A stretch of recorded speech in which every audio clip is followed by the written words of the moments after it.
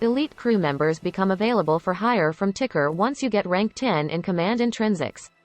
These guys have higher stats and special traits, but they cost more to hire.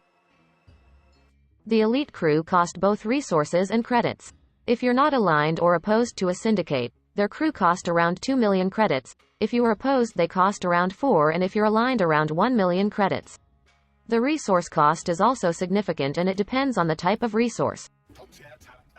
Regular crew members that you can buy for credits will have 8 skill points, the ones that you get for materials will have 10 points, and elite crew have 12 points. With the 3 extra points that you can add, it's theoretically possible to get 3 skills to max rank. But it's rare to find a crew member that has 0 points in 2 skills that you need. More often they will have evenly distributed points. So you either have to be patient and check often, or get a crew that can be switched around to different positions.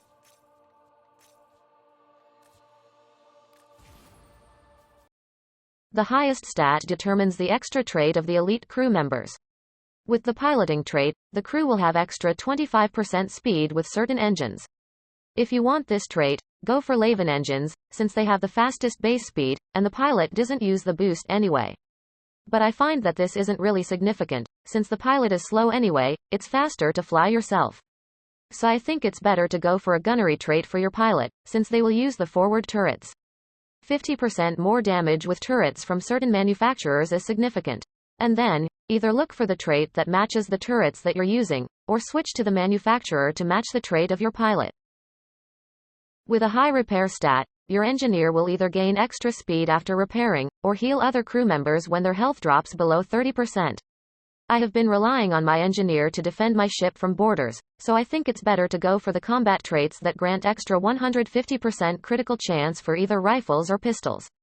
The second combat trait increases critical damage by 300% when health is below 50%.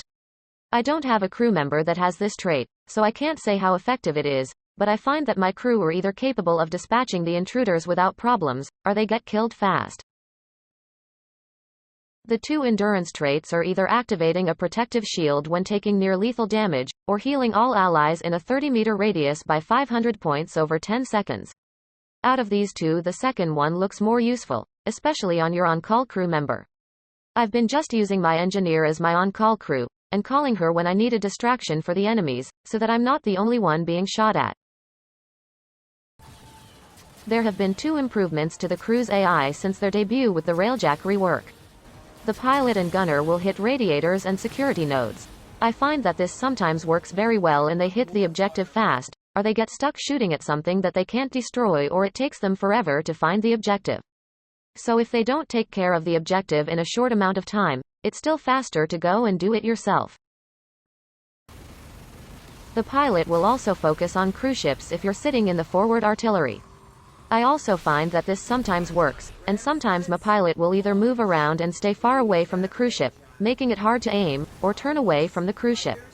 In general, the pilot prioritizes circling around the objective over actually fighting, so if you're just sitting in the forward artillery, you will mostly be staring at empty space.